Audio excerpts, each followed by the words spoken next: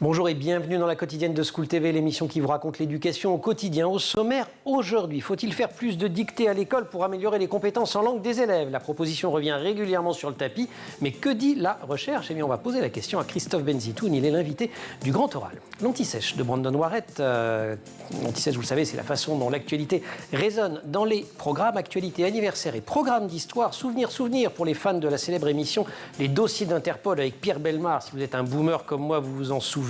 Eh bien, Interpol, figurez-vous, a 100 ans.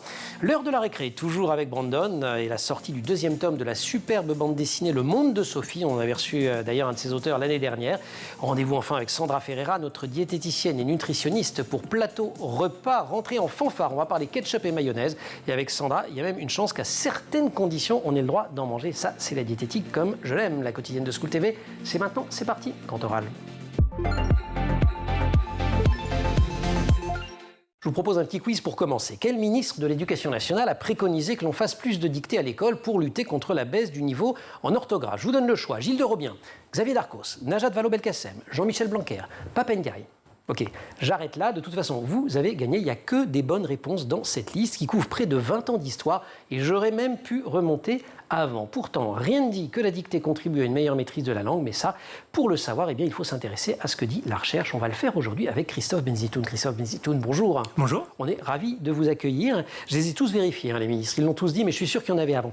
Vous êtes maître de conférence en linguistique française à l'Université de Lorraine, membre d'un laboratoire qui s'appelle ATILF et co-auteur aux éditions Gallimard dans la collection Tract d'un ouvrage intitulé « Le français va très bien, merci ». C'est les linguistes atterrés. C'est une bande de linguistes. Vous avez dit, on en a marre d'entendre des sottises. On va prendre la parole à un moment donné. L'inquiétude sur la maîtrise de la langue par les élèves, elle est fondée de votre point de vue ou pas? Alors, elle remonte à il y a un très très long moment. Donc, on va dire qu'on a déjà des témoignages depuis le milieu du 19e siècle. Donc, on voit qu'avant même l'école obligatoire, il y avait déjà des inquiétudes. J'aurais pu faire ma liste de ministres. Tout à fait, vous auriez pu remonter je ne sais longtemps. Et il y a un contresens qu'on fait souvent, c'est que notamment Jules Ferry, au tout début, donc, qui a créé l'école obligatoire, a senti le danger que représentait notamment la dictée, l'enseignement de l'orthographe intensive. Il a bien vu que, on va dire, l'enseignement allait se focaliser pour ce qui est de la langue française autour de la question de l'orthographe. Et dès le départ, a voulu réduire la place de l'orthographe dans l'enseignement, et ce qui a pas fonctionné, malheureusement. Et donc, depuis, on se traîne un peu ce boulet orthographique-là, qui est au centre de l'attention, en se préoccupant beaucoup moins des autres questions. Et la raison pour laquelle, souvent, on a une intuition qu'il y a une baisse du niveau de l'orthographe, ou qu'on perçoit une baisse du niveau de l'orthographe, c'est plus parce que le niveau, dès le départ, n'est pas très bon, plus que la baisse en tant que telle. Voilà, alors dans les contresens, merci d'avoir tort du coup à cette idée reçue. Donc l'école de Jules Ferry n'est pas une école obsédée par l'orthographe. En tout cas, Jules Ferry lui-même ne l'est pas. Son école l'est peut-être, mais lui, en tout cas, ne l'est pas. Limiter les dictées. Voilà, et Ferdinand Buisson aussi, je crois. À partir de quand, d'ailleurs, le respect de l'orthographe prend autant d'importance? Dès lors que ça permet de trouver du travail, hein, j'allais dire. Alors, dans l'enseignement, on a sélectionné les enseignants sur l'orthographe très tôt. Et donc, c'est ça aussi qui fait que l'enseignement de l'orthographe a une grande place parce qu'on est censé avoir des experts en orthographe. Et on va dire c'est sur l'importance au niveau scolaire est plus contemporaine, liée notamment effectivement à l'insertion professionnelle. Et là, on va dire que ça a peut-être une trentaine d'années. C'est plus récent. Oui. Mais il y a quand même un tas de métiers auxquels je pouvais accéder il y a un demi-siècle ou plus, simplement du fait d'avoir une bonne orthographe, comme les rédacteurs dans les assurances, c'est un exemple qu'on cite souvent, les secrétaires de mairie qui souvent étaient également les instituteurs, mais le fait de savoir écrire, de ne pas faire de fautes, ça garantissait un emploi en fait. Tout à fait, donc maintenant on est censé être spécialiste d'orthographe dans un peu tous les métiers, mais effectivement, normalement on devrait avoir des métiers, puis maintenant, des correcteurs notamment journalistes, où on a besoin de ces compétences-là, et d'autres métiers où peut-être ça devrait être secondaire. Comment on enseigne l'orthographe d'ailleurs? On utilise la dictée dès le début, à l'époque de Jules Ferry ou Oui, en fait, la dictée arrive assez tôt, malheureusement, parce qu'effectivement, en tout cas, tous les travaux sur la question montrent que la dictée traditionnelle, au sens où on dicte un texte plutôt littéraire et où on a plutôt tendance à juste vérifier le niveau ou les compétences grâce à ça, ne fonctionne pas parce que c'est pas un outil d'enseignement, c'est plutôt un outil d'évaluation. Donc là, ce que vous avez dit, c'est que la dictée ne fonctionne pas vraiment. Alors la dictée traditionnelle, au sens où on dicte un texte et juste on corrige, ne fonctionne pas pour enseigner l'orthographe. Parce qu'en fait, c'est pas comme ça qu'on apprend. On apprend par des règles, on apprend par la réflexion, notamment la réflexion grammaticale, et pas du tout par juste une vérification sur des textes. Vous insistez, vous me reprenez à raison sur l'expression dictée classique ou dictée traditionnelle, parce qu'en fait, il y a plein d'autres formes de dictée. Il y a l'autodictée, la dictée à l'adulte, il y a des dictées qui fonctionnent mieux que d'autres. Voilà, par exemple. Donc notamment, il y a ce qu'on appelle les ateliers métagraphiques, où par exemple... Là, il va falloir traduire. Tout à fait. Donc métagraphique, c'est le fait de faire raisonner les élèves sur des problématiques orthographiques. Et donc par exemple, on va faire une dictée du jour, avec une phrase par exemple, avec des difficultés auxquelles on a réfléchi avant quand on l'enseigne. Et on va demander aux élèves de réfléchir à pourquoi ils orthographient telle forme de telle manière. Mais l'objectif, c'est de mettre en avant et au centre la réflexion et pas juste la réponse. Parce que la réponse, en fait, on peut l'avoir sur une forme particulière. Il suffit juste de changer le texte et les élèves n'ont plus la réponse. Est-ce qu'il ne faudrait pas simplifier l'orthographe parce qu'on a une orthographe trop complexe? Oui, en fait, c'est l'autre partie. Donc, il y a des questions pédagogiques à poser, donc en termes de méthode, mais il y a aussi des questions effectivement liées à la complexité inutile de l'orthographe. Donc, il y a pas mal de choses à modifier, notamment les X de pluriel pour les noms et les adjectifs ne servent pas à la compréhension. C'est juste une erreur historique. Et donc ça, pour le coup, on pourrait économiser... Rappelez-là cette erreur, parce qu'on en a déjà parlé une fois. Alors l'O, par exemple, le EAUX, le fait que le US était abrégé en une lettre qui ressemblait à un X. Une espèce de croix que faisaient les copistes pour gagner du temps, en fait, c'est ça? Tout à fait. Et c'est devenu une règle. Maintenant, si on touche au X... C'est devenu un X, alors qu'à la base... Crime de lèse, langue française, quoi. Tout à fait. Donc c'était juste un truc pour les... Et ça n'aide pas à raisonner. Ça n'aide pas à raisonner. Ça n'aide pas à raisonner, ça n'aide pas à comprendre. Allez, on va continuer à réviser notre B.A.B.A. aujourd'hui avec Christophe Benzitou. Nous vous retrouvons, si vous voulez bien, juste après l'anti-sèche. Brandon Noiret. Brandon, bonjour. Bonjour Emmanuel. Anti-sèche qui s'appuie sur un anniversaire aujourd'hui, le 7 septembre, et la naissance d'une célèbre organisation mondiale, Interpol, qui célèbre ses 100 ans aujourd'hui. Je vous ai senti réagir quand je citais à Pierre Bellemare les dossiers d'Interpol, mais vous n'étiez pas né. Mais non, mais je connais les archives de l'INA, j'adorais. Oh là là, oui, c'est la culture. Quelle culture extraordinaire. Oui, donc 7 septembre 1923, effectivement, la naissance d'Interpol. Alors on ne dirait pas comme ça, mais effectivement, Interpol trouve quand même sa place dans les programmes scolaires, notamment au collège et au lycée, lorsqu'il s'agit d'évoquer les grands événements, les grands moments de l'histoire du XXe siècle, notamment la Seconde Guerre mondiale, créé en 1923. Mais l'idée de sa création, en fait, remonte quelques années plus tôt, lors du premier congrès de police judiciaire internationale qui a eu lieu en mai 1914 à Monaco.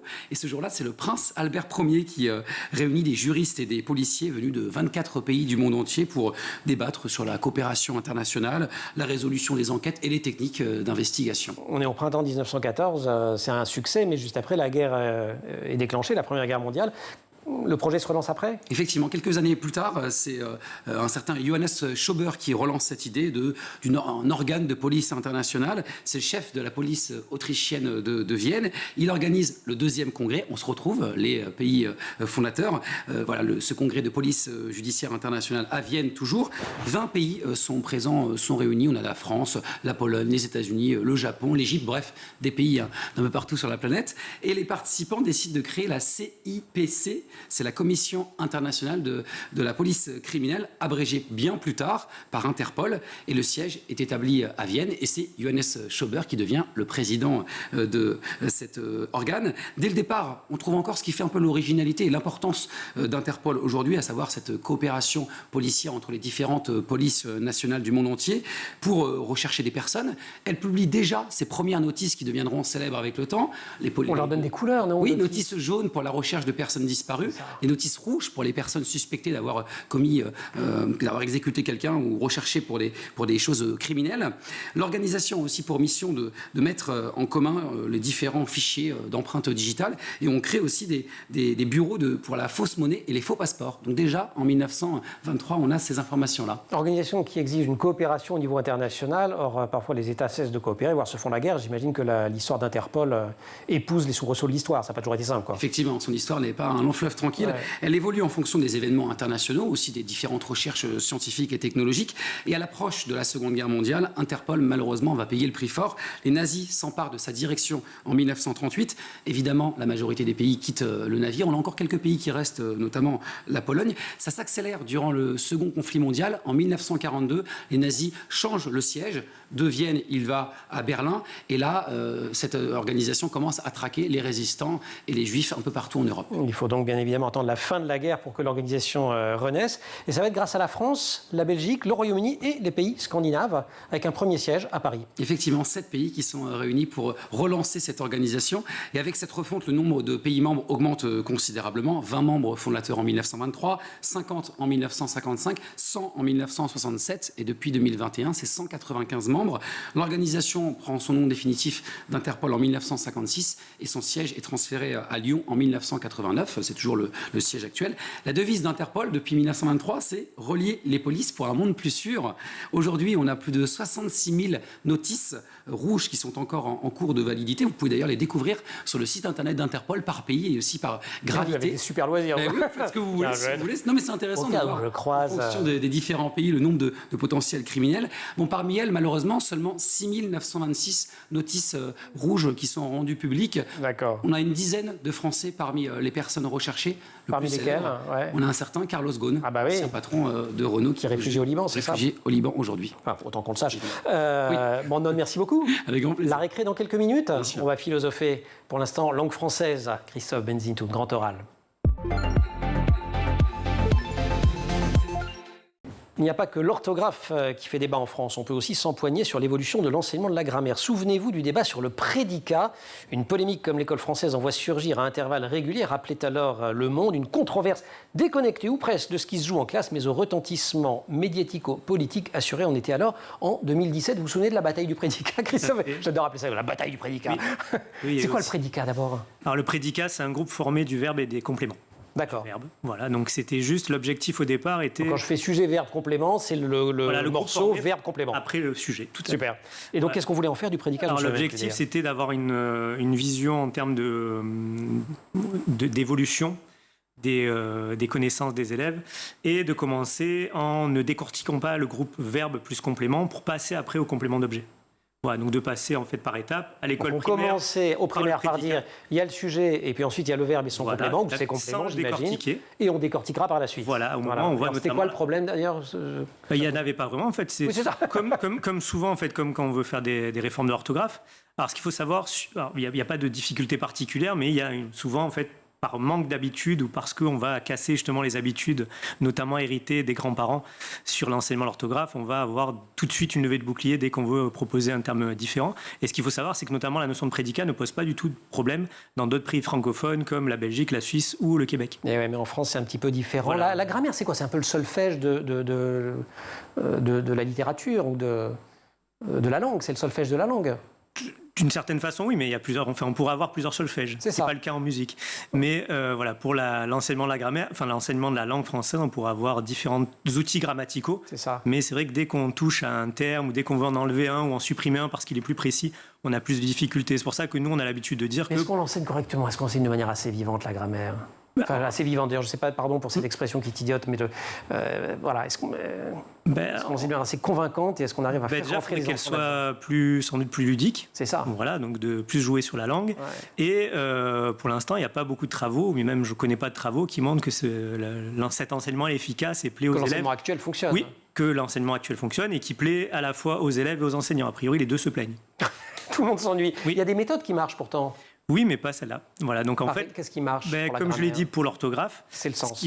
C'est le sens et c'est la réflexion. C'est-à-dire qu'il y a besoin de partir des exemples, et notamment plutôt de partir des exemples des élèves, et pas des exemples pris à des adultes, parce que forcément ça leur parlera plus, et de faire réfléchir à ces exemples-là, comment on les construit, de quoi on a besoin, comment on fait des accords et autres, plutôt que de partir de la notion. Et ça, ce qu'on montre depuis très longtemps en linguistique, c'est que le fait de partir de la notion ne fonctionne pas. Par contre, le fait de partir de la réflexion plutôt que de la notion, plutôt que d'apprendre par cœur une règle, il vaut mieux essayer de construire la règle entre l'enseignant et l'élève, plutôt que de partir de la récitation de la règle et après de voir comment on l'applique dans la vie réelle. Et ça, on sait que ça ne fonctionne pas.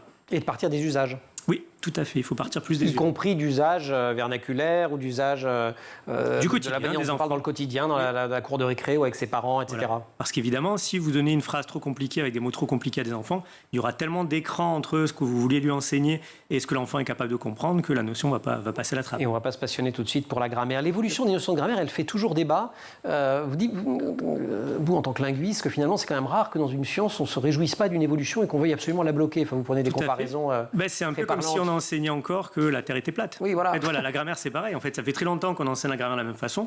On va dire ça fait un peu plus d'un siècle. Depuis, la discipline a évolué. La langue a évolué. Et les chercheuses ont réfléchi à la question. La langue a évolué, mais on n'a pas touché du tout aux outils qui sont hérités du latin. Et le latin, c'est pas le français. Donc déjà, c'était pas adapté dès le départ pour enseigner le français. Et depuis, on continue à conserver ces notions-là sans pouvoir s'interroger en profondeur sur ces questions. Parce qu'il y a une forme d'utilisation politique ? Ah là oui, en fait, si vous prenez sur les 50 dernières années, il y a eu 10 programmes différents, donc ça veut dire un programme tous les 5 ans. Donc il n'y a aucune stabilité, effectivement, il y a une une instrumentalisation politique de la question. Quand vous dites pour les programmes, ça veut dire, précisons sur l'instrumentalisation politique. C'est une instrumentalisation droite-gauche, entre conservatistes, progressistes, etc. Ou alors c'est une instrumentalisation, j'allais dire, de communication politique. C'est de la communication politique. Ça n'est que ça. C'est-à-dire qu'il n'y a pas une grammaire de droite, une grammaire de gauche. Non, et on sait en fait qu'il faut on va dire entre 10 et 15 ans pour qu'un programme soit appliqué tel qu'on a voulu qu'il s'applique. Et vu que ça change tous les 5 ans, on n'a même pas le temps de pouvoir l'évaluer. Et on ne risque pas de savoir. Il existe pourtant à l'université une discipline qui l'étudie. La langue, c'est la linguistique. Elle est très peu présente à l'école. On va se demander avec Christophe Benzintoun si ce ne serait pas une bonne idée d'en faire un petit peu plus, mais ce sera juste après la récré.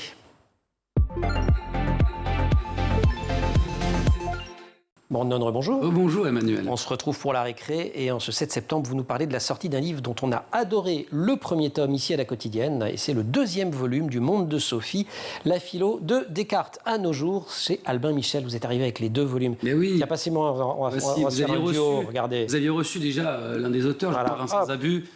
L'an dernier. Absolument. Effectivement, magnifique. Le Monde de Sophie, alors c'était la philo de Socrate à Galilée. Et là, on change d'époque. On continue donc avec ce second tome. 1 an après, Le Monde de Sophie est de retour. Alors évidemment, c'est toujours l'adaptation du best-seller de Johannes Garder, sorti en 1991. Cet écrivain norvégien, un livre traduit en 54 langues.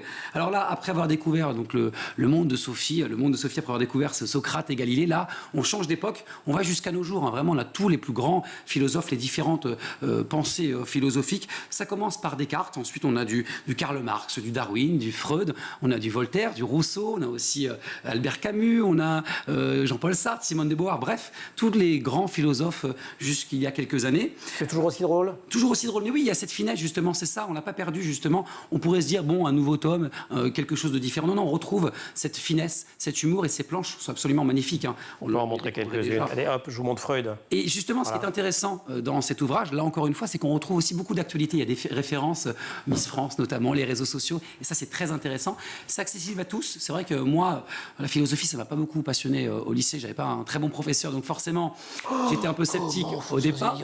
C'est la passion.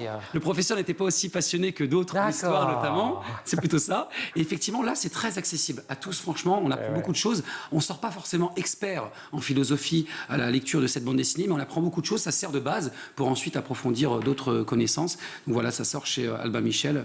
Et donc, je vous conseille vraiment pour toutes celles et ceux, même pour celles qui n'ont pas, et ceux qui n'ont pas fait de philosophie au lycée, c'est très intéressant et c'est magnifique. Et ouais, je confirme, y compris pour avoir des si Emmanuel confirme, c'est que c'est vraiment magnifique. Non, c'est pas Emmanuel qui confirme. Non, mais vraiment, c'est très intéressant. La passion, l'humour c'est hyper bien fait comme toujours. Brandon, merci beaucoup. On poursuit le grand oral avec Christophe Benzintoun. On parle langue française.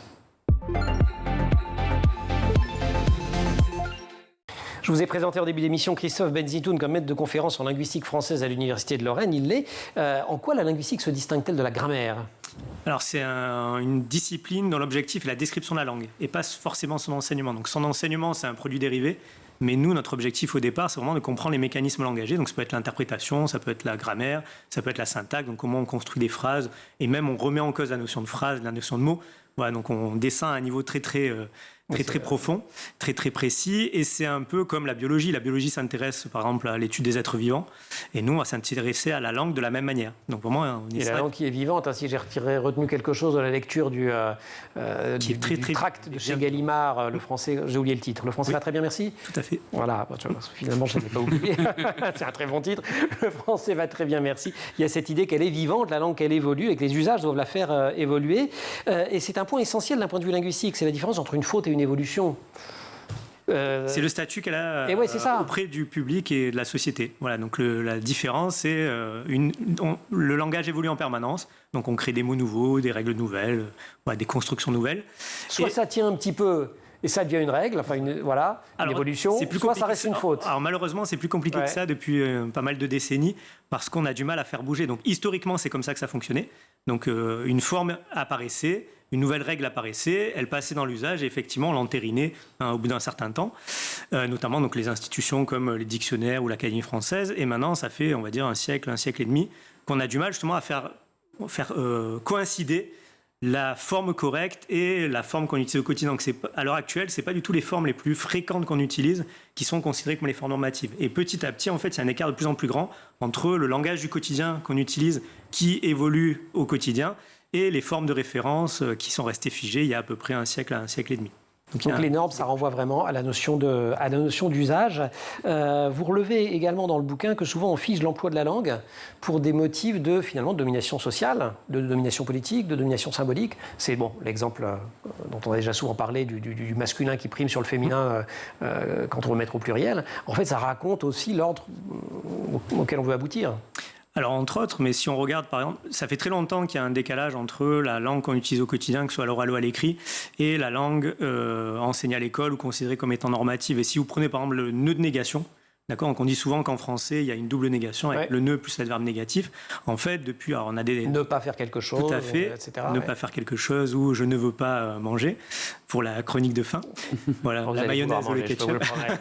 Si vous essayez de nous faire tourner la mayonnaise, vous allez échouer, Christophe Petitoun. Voilà, et donc ce nœud négation-là, en fait, a disparu il y a très longtemps des usages du quotidien, et notamment il y a des attestations dans la bouche du futur roi Louis XIII, donc au début du XVIIe siècle, où l'enfant, donc de 3, 4, 5, 6 ans, ne produisait le nœud négation que moins d'une fois sur 2. Donc ça fait très longtemps en fait que cette négation, le nœud négation est facultatif. À l'heure actuelle, il a quasiment disparu de nos usages du quotidien en dehors des cris surveillés, mais on continue à enseigner comme c'était la seule forme légitime. Quand on fait une dictée ou une disserte ou je ne sais quoi, un examen. Donc en français, en fait, le nœud négation est facultatif. En français, dans l'usage considéré comme surveillé, on est censé l'utiliser de manière systématique. Vous avez d'autres exemples comme ça? Il y a les interrogatives, donc les formes de questions. Ah oui. Ça fait très longtemps qu'on dit aussi etc., tu vas où plutôt que où vas-tu.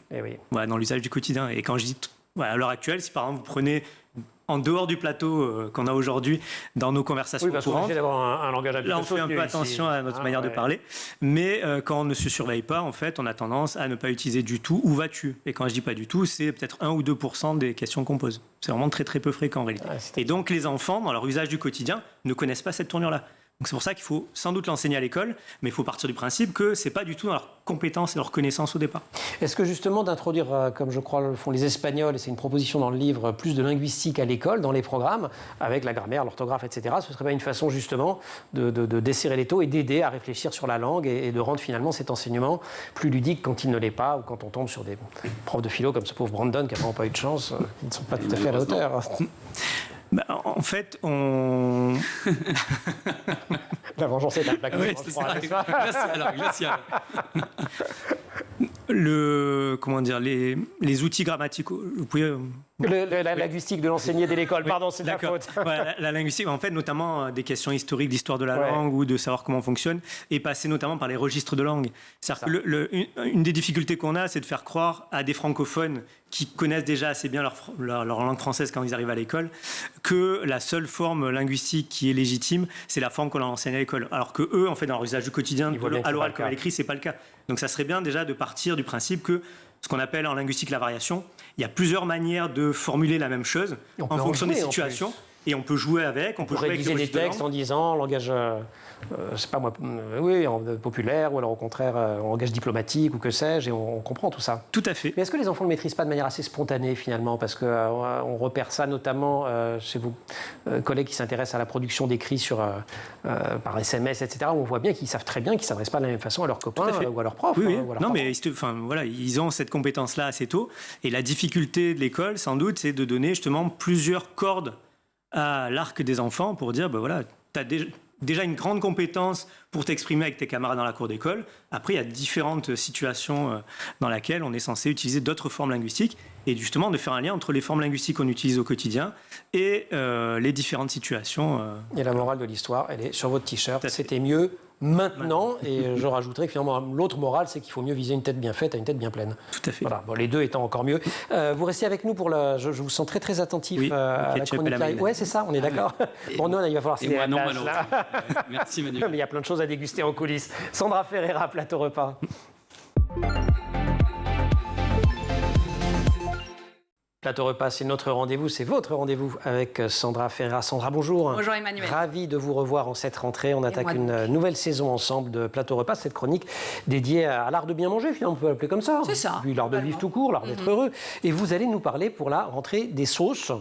Les sauces que les enfants aiment bien, en principe, pour la texture, le goût, mais pas forcément pour leur légèreté. Et donc, au menu, mayonnaise, ketchup, moutarde. On va parler de vous avez une petite promesse là-dessus d'ailleurs. C'est ça en fait. C'est une femme de parole. Exactement. Chose promise, chose due. Effectivement, vous vous rappelez bien, la dernière saison, la dernière de la dernière saison, j'avais dit que je vous parlerais des sauces. Je suis arrivée avec les sauces. Et surtout, un petit jeu. Enfin, un petit jeu. En tout cas, je vais vous faire travailler, Emmanuel. Emmanuel, si je vous dis ketchup, moutarde, mayonnaise, laquelle des trois, d'après vous, est la moins calorique? Moutarde. Moutarde, je vais vous faire jouer aussi. Moutarde, roulement de tambour, ketchup. En fait, c'est le ketchup. Mais c'est bourré de sucre. Alors oui, c'est bourré de sucre, mais là, je ne parle que des calories. Si on ne parle que des calories, le ketchup est moins calorique que la moutarde et la mayonnaise. Bon, c'est bon de le savoir. Effectivement, les calories ne font pas tout. Je vous donne un petit chiffre. 100 grammes de ketchup, ça contient 99 kilocalories. Ça ne vous parle pas, mais vous pourrez faire le comparatif avec les autres chiffres. Le ketchup, je suis d'accord, ça contient du sucre. C'est de la tomate avec du vinaigre, des aromates, du sel, du poivre et du sucre. C'est de la tomate sucrée. Et d'ailleurs, dans 100 grammes de ketchup, il y a l'équivalent de 4 morceaux de sucre. Donc, c'est pas négligeable. C'est du sérieux. Voilà. C'est une sauce quand même qui est sans graisse. Ça, il n'y a pas du tout de graisse. Il y a beaucoup de carotène. C'est un antioxydant. En gros, c'est une molécule anti-vieillissement. Rien de magique. Mais elle a le mérite d'être là. C'est le truc où il faut manger plein de tomates. Oui, c'est ça. Je me souviens. Exactement. Et d'ailleurs, les tomates cuites, je fais une petite aparté, sont beaucoup mieux que les tomates crues en termes d'antioxydants. C'était une petite aparté, on fera une chronique aussi. Tomate à la provençale. Voilà, exactement. Super. Le ketchup, c'est quand même assez naturel. La réglementation fait que ça ne contient ni additifs, ni conservateurs, ni colorants. Ça accompagne les pâtes, le riz, les steaks. Il ne faut pas en abuser, bien évidemment, puisque le seul inconvénient, je le répète, et Emmanuel l'a dit dès le début, c'est que le ketchup contient beaucoup de sucre. Je crois qu'on l'a dit ensemble. Christophe, c'est pareil. C'est l'image qu'il en avait, je pense. On a tous cette image-là. L'idée, ce serait de le faire maison. Ça, ce serait superbe. Comme ça, vous contrôlez. Non, c'est des tomates cuites avec un peu de sucre, quelques aromates. C'est pas compliqué. Ah bon? Oui, vraiment. En fait, faudra qu'on fasse un cours de cuisine un jour là. Génial. On met ça en pot, on stérilise et c'est parfait. Bon alors, moutarde. Donc c'est plus calorique que le ketchup, mais par rapport à la mayo, c'est quand même la moutarde qui gagne. Moutarde ou mayonnaise, là, il n'y a pas de grande suspense. C'est la moutarde qui va gagner, effectivement. On rappelle que la moutarde, c'est fait à partir de graines de moutarde. Vous nous avez dit 99 kilocalories d'ailleurs de... oui, alors pour la moutarde, on est à 150. Ah oui, quand même, c'est nettement plus que le ketchup. Et vous écouterez tout à l'heure la mayonnaise. Je pense qu'il ne faut pas s'accrocher. Donc c'est une sauce, la moutarde, qui est riche en protéines, en sucre, en graisse. Mais l'avantage de la moutarde, et c'est pour ça aussi que vous avez dit que la moutarde était la moins calorique, c'est qu'on utilise peu de quantité. Et ce qui fait qu'au final, elle est moins calorique, in fine. Sachez, je vais vous faire un petit cours moutarde, que quand on dit qu'elle est forte, elle contient moins de graisse. Parce que quand on dit qu'elle est douce, ou les mi-fortes, c'est qu'on l'adoucit avec du sucre ou de l'huile. Donc plus elle est forte, moins il y a de graisse. Il y a une multitude de moutardes. La moutarde à l'italienne. Oui, à l'italienne. Cannelle, avec des petits fruits confits. Ou la moutarde au miel. Enfin, il en existe plein que vous n'aurez pas le plaisir de goûter ici. Je vous ferai goûter autre chose tout à l'heure. Donc elles ne se valent pas toutes, ces moutardes, vous avez compris, tant sur le plan gustatif que diététique. Prenez le temps toujours pour vous et vos enfants de lire les étiquettes, qu'il n'y ait pas d'ajout de sucre. Et attention, le sucre, des fois, c'est écrit sous un autre terme qui est la dextrose. Donc, on évite ça si possible. On évite de voir de l'ajout d'huile à tout va.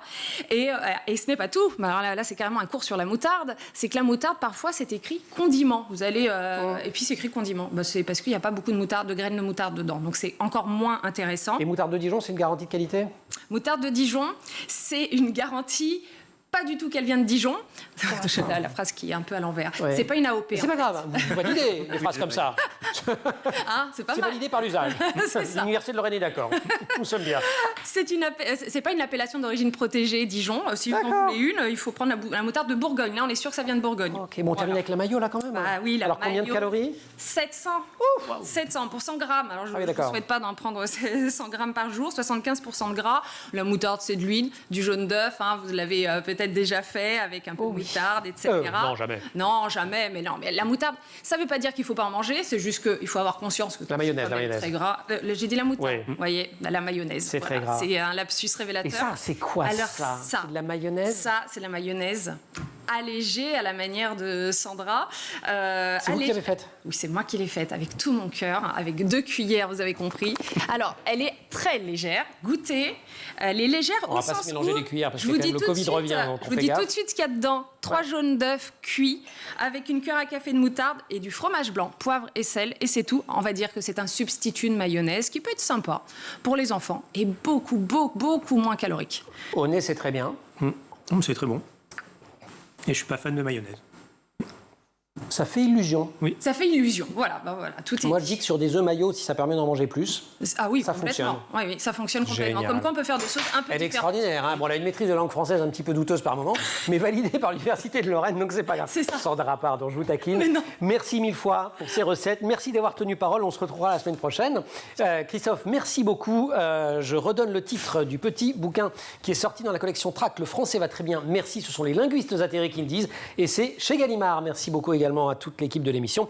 Laure Rodemont au maquillage, j'ai plein de mayonnaise dans la bouche, c'est terrible. Marine Plantec, assistée par Emma Fari pour la préparation de l'émission et en régie. Avec au son Saïd Mamou à la réalisation, Angel Jean Girard. Vous restez sur School TV, vous nous retrouvez nous en permanence sur Internet et les réseaux sociaux où on fait plein de fautes de français.